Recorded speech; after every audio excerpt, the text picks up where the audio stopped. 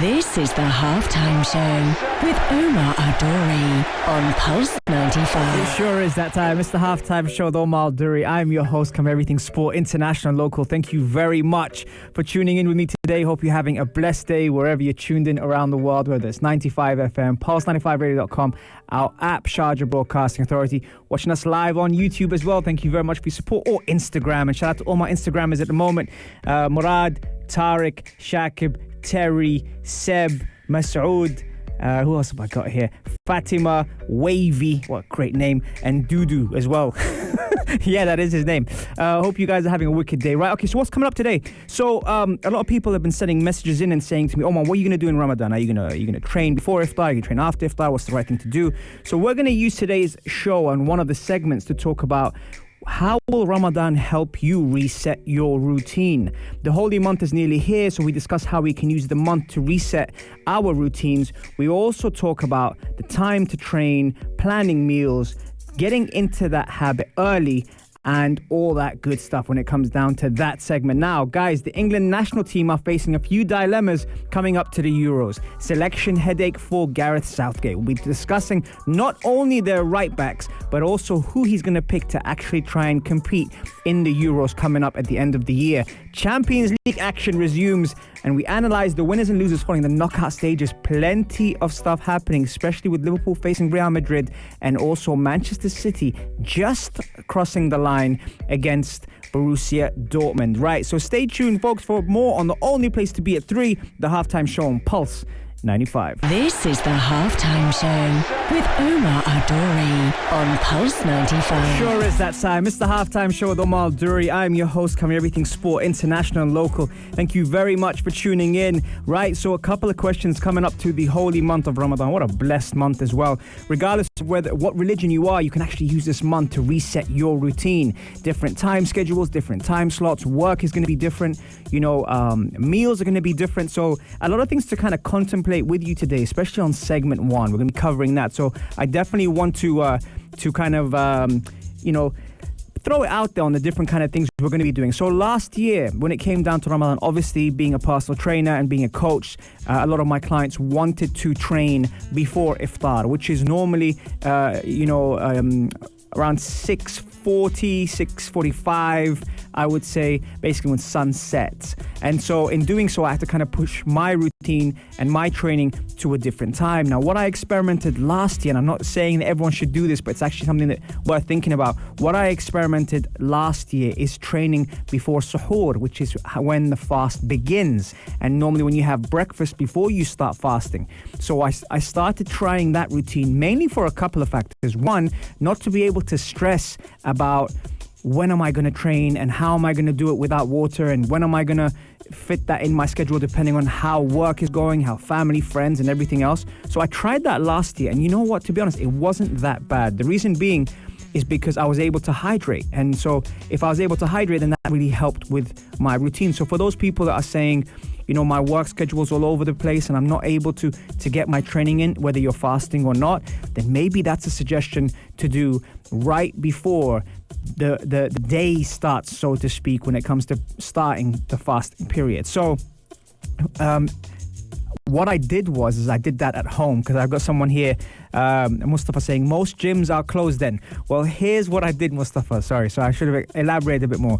Because my clients wanted to train before iftar, and obviously at 3 a.m, no one's really up, I got a chance to do my own training at home using body weight, using different formats such as Tabata for the interval training, and using, weights as well, or resistant bands. So it was very, very, beneficial for me to get a routine while I can still hydrate and not have to worry about how I'm going to react based on that. So that was one thing that I suggested. But I can only suggest that if I tried it. So last year I tried that, and it did definitely serve the purpose. So that was the first part. The second part I was going to say is Ramadan is a time, and especially having been brought up and raised in the UK, where if you're on this side of the world, it's such a blessing because you hear, the calling for prayer. You are able to have a lot of respect when it comes down to people drinking or eating outside. it's a lot more mellow in Ramadan normally, which is fantastic. And so that those are all these small things you don't really appreciate till you're on this side of the world. And I think for me that was something that I came to face quite early. So how can we use that? Normally when things are quite hectic, generally speaking, we say we don't have time. And it's one of the things that we speak about a lot on the show is time management, being able to structure your day, making time, knowing that yes, you're not able to drink or eat for a time period, but that's why in Reset, in my book, I've mentioned before intermittent fasting.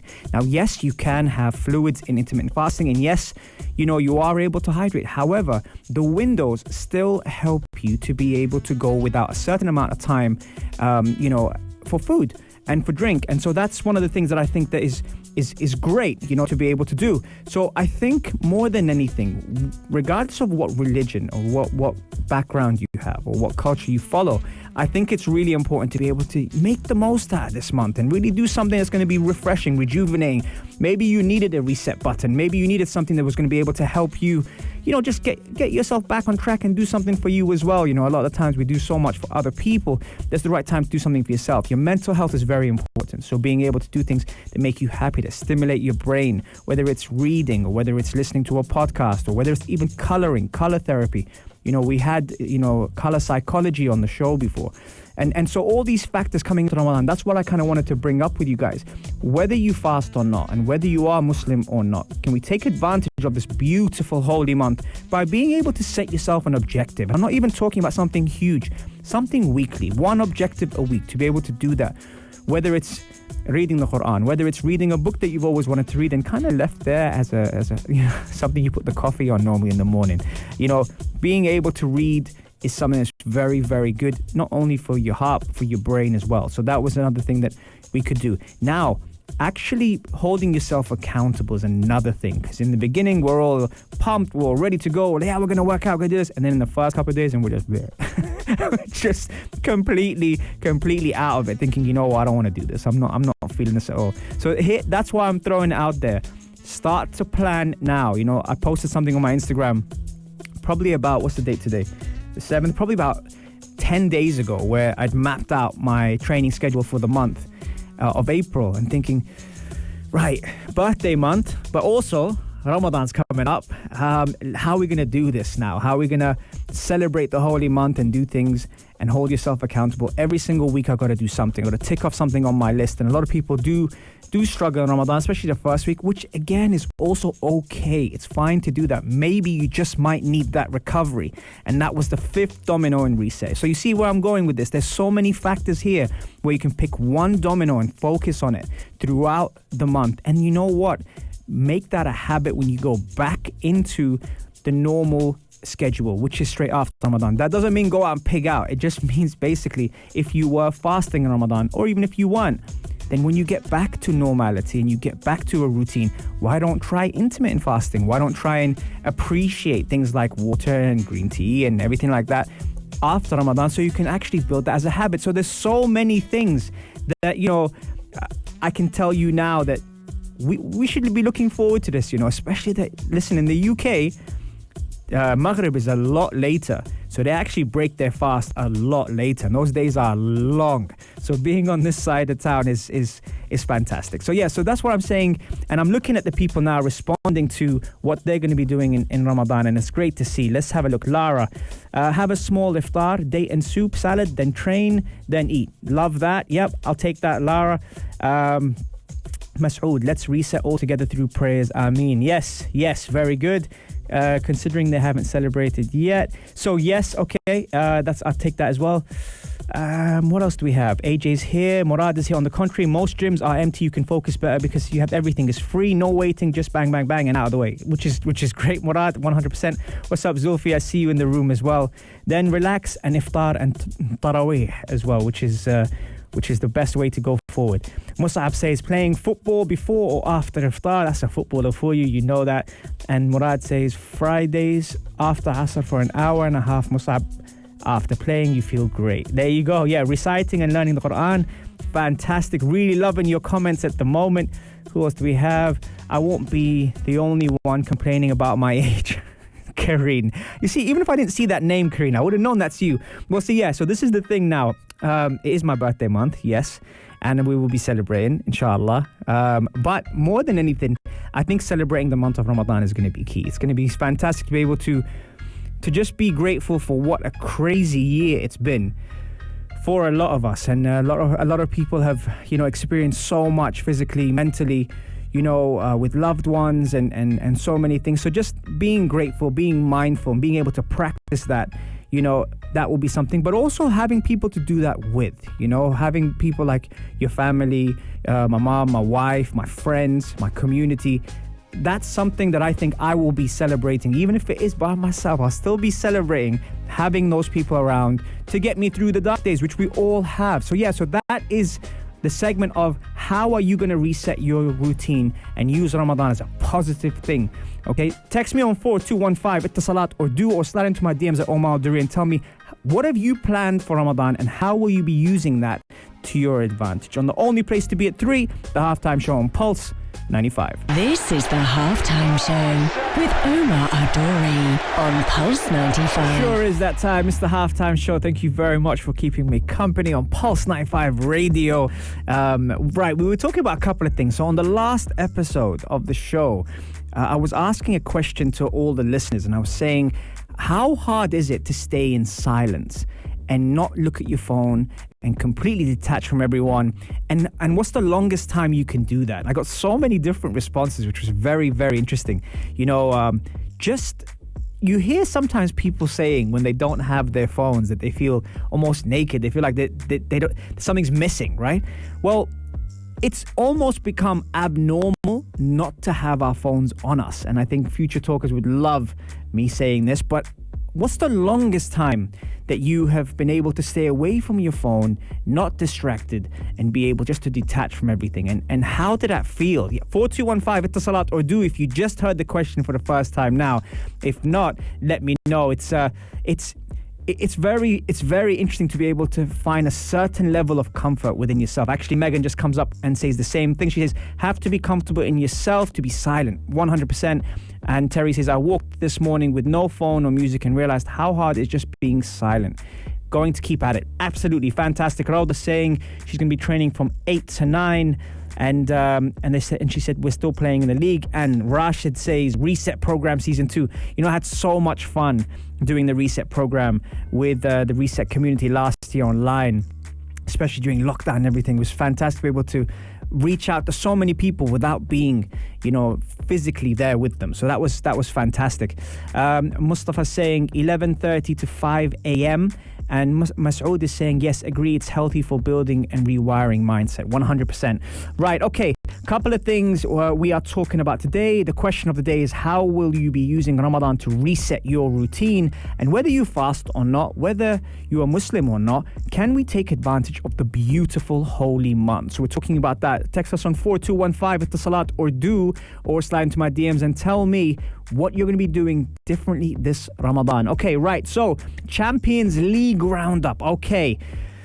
Any surprises? Real Madrid beating Liverpool 3-1 and Manchester City just scraping the line against Dortmund 2-1. A couple of big factors coming into this game week. Real Madrid are playing Barcelona at the end of the week, so whether they were going to actually focus on the Champions League or La Liga would have been very interesting. Liverpool just battered Arsenal and saved that performance for us.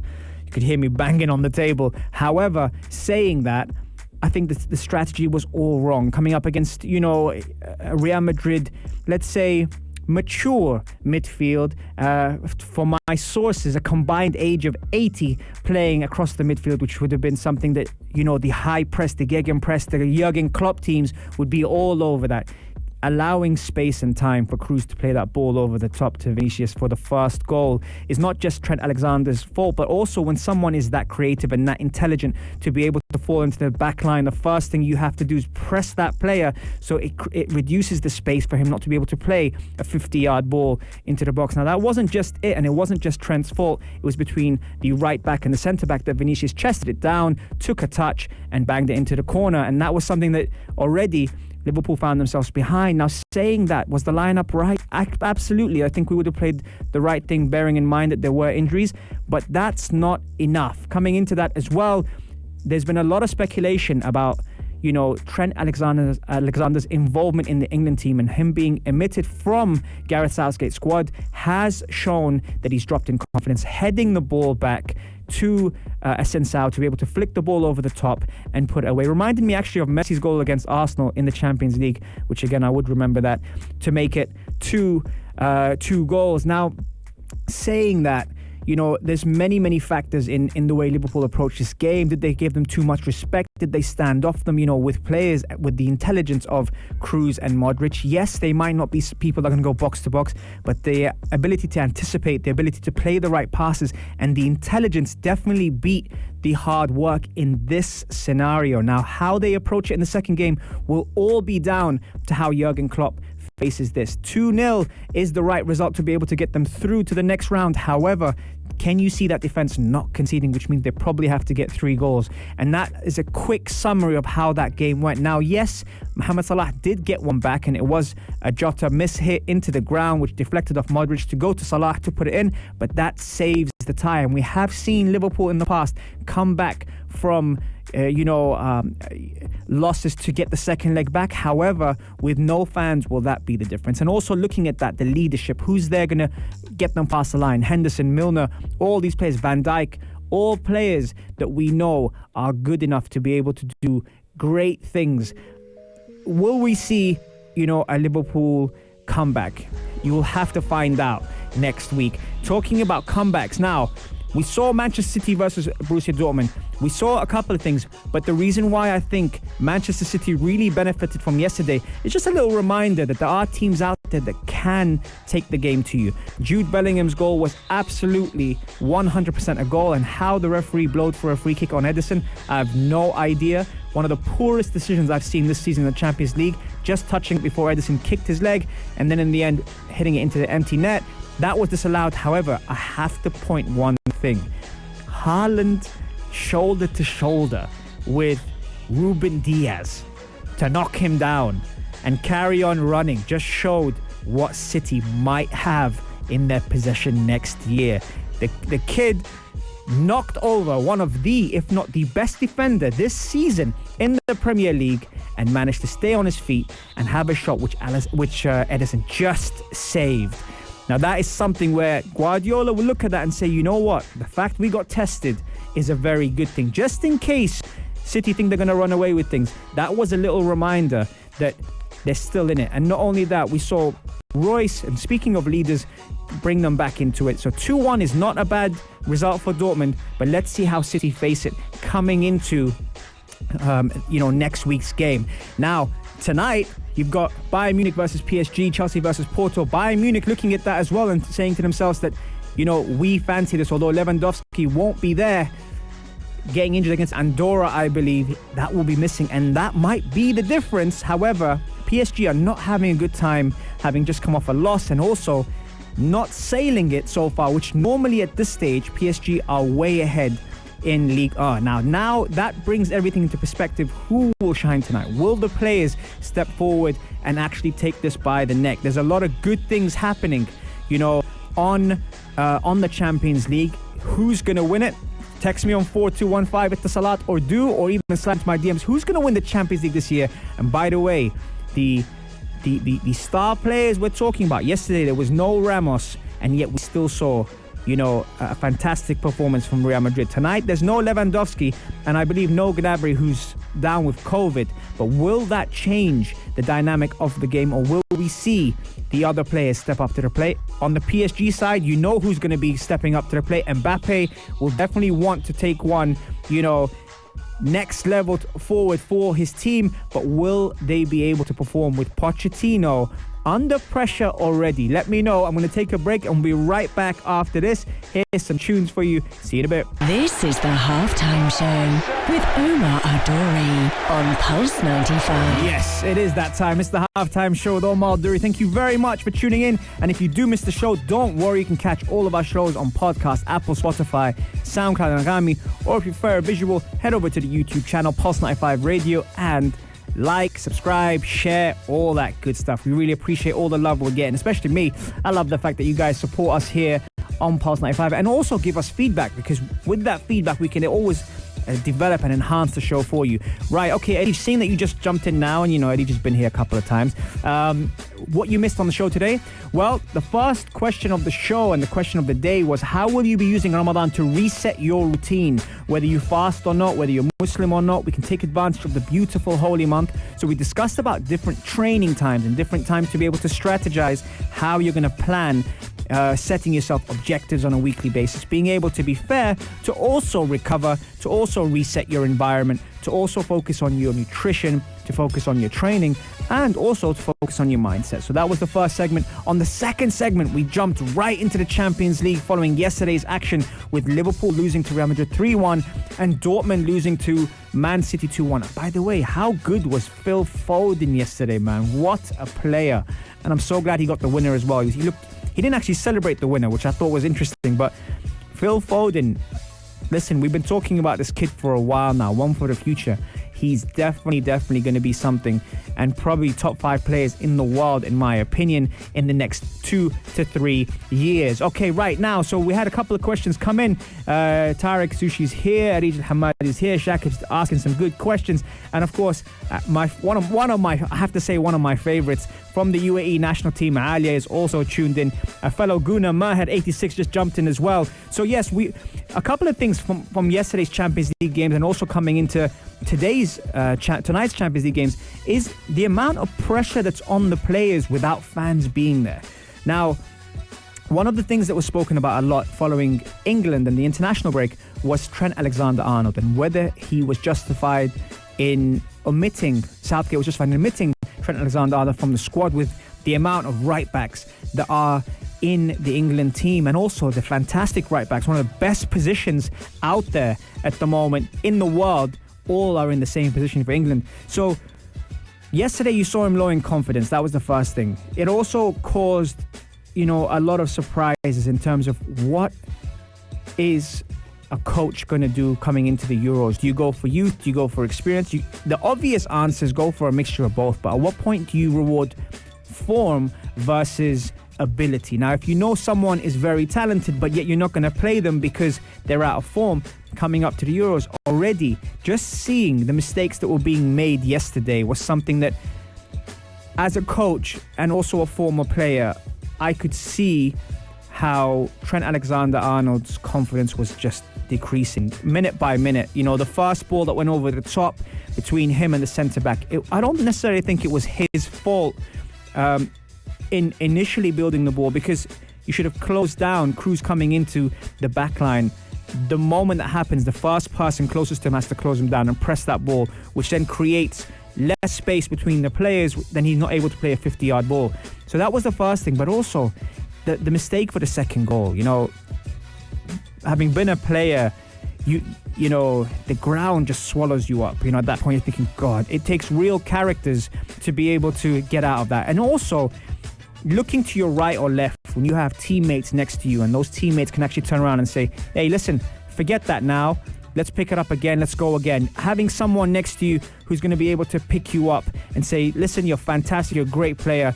Let's put that to bed now and let's actually work harder. There's so many things I felt yesterday. Maybe he didn't have the support that he required. Normally, looking into the midfield, he'd have Henderson. Looking on his left, he'd have Virgil van Dijk. Behind him, he's got Alisson. On his right, on the touchline, he'll have Klopp and he'll have the staff there. So I think it was very hard to see Trent almost like dry out in the game. But again, confidence plays such an important role in performance. And a lot of people, a lot of people sometimes say, yeah, it's, that person's it's based on confidence. But at the same time, let's not forget the good stuff he's done. He's been in 2 Champions Leagues. He's played for Liverpool against the best players in the world. He's handled pressure. He's won the league. He's done all these good things, and now all of a sudden you watch this player, let's get behind him. Those people that are trolling him online, stop that. Enough of that. Let's actually support the guy, especially when he's down. And I say that, I know him. I think that being able to do that as a player, when you have your players that maybe might not start the game well or might not have a good game, I think that's important, especially after, being omitted from the England national team. That's another thing. I saw Gary Neville and Jamie Carragher battling it out. It was actually very, very good on who they would pick for England. And that's a whole different ball game, because when you actually look at the players, there's some very good players there. And England normally are a national team that are over-expected and underachieved. Now, some might argue and say they reached the semi-final of the World Cup, but some might also say they had an easier route than the others. But saying that, you have to play to your strengths. You can't afford to try and outplay every team, because sometimes you might have a team that has fitter players, smarter players, more athletic players, and you have to be able, as a coach, to put up a game plan to be able to stop their strengths and focus on their weaknesses. And I think if Southgate gets that right, I think they'll have a healthy challenge for the competition. But obviously, I don't think they're going to win. The teams, the Gulfin teams, especially when you look at, the Euros, and you look at the France, you look at Germany, you look at Spain, the Holland even, there's some incredible players and incredible teams there. But what are the coaches going to do? There's a lot of pressure on the coaches to really push that up. So anyway, let me know. I've gone off on a rant on that one. Let me know what you think. Who's going to win the Euros? And also, what do you think about the Champions League? And how will you be using Ramadan to reset your routine? Here's some tunes for you up all night, Khalid. And I'll be right back after the break. Enjoy. This is the Halftime Show with Omar Adori on Pulse 95. Sure is that time. It's the Halftime Show, and I was going to say the lines are buzzing, but there's no phone calls coming in. It's just messages at the moment. And people are dropping after today's show. If you have missed it, don't worry. You can catch the show on YouTube, on Pulse 95 Radio, or even for a podcast, Apple, Spotify, SoundCloud, and Anghami. All right, so what did we talk about today? We asked you the question, how will you be resetting your routine using the beautiful holy month of Ramadan? What time are you going to be training? How are you going to deal with fasting? How can you actually work on things after Ramadan is done so that you don't end up losing everything that you've created? And whether intermittent fasting might be the key, and also whether training before suhoor might also be an advantage if you don't have any time and don't have the energy during the day. Right, that was the first part. The second part was Champions League action. Fantastic things. R. Hassan has made a comment saying, last night Madrid and City did amazing job. I was so happy. I had a good night's sleep. Then today I heard FIFA banned Pakistan. Yes, I've heard that too.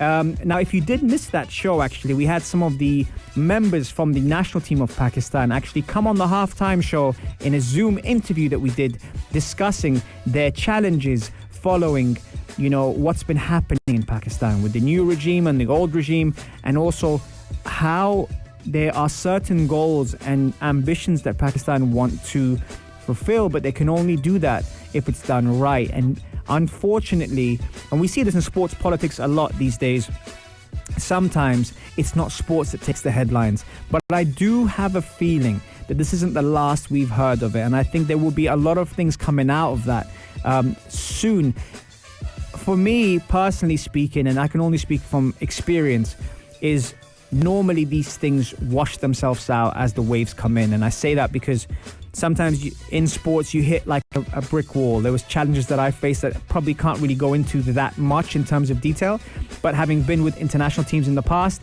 there's sports politics involved all the time. And when it comes down to the challenges that you face, these are things, whether you're in Africa or Asia or in the Middle East, or, in Europe, South America, wherever you are, you're going to face challenges which sometimes are not in your hands, but it's about staying ready. It's about being mentally prepared, it's about being physically prepared. Being in a situation where preparation and opportunity meet, that's when success happens. If you get the opportunity and you're not prepared, that's going to be the biggest challenge. And I think that's why, a lot of us face these challenges on here. Right, okay, Arij, I'm still trying to get my gym routine back. I hope Ramadan will somehow help me get back into it. Ramadan vibes are always nice and feel they are more than ours. Yes, actually, Arij, you're 100% right.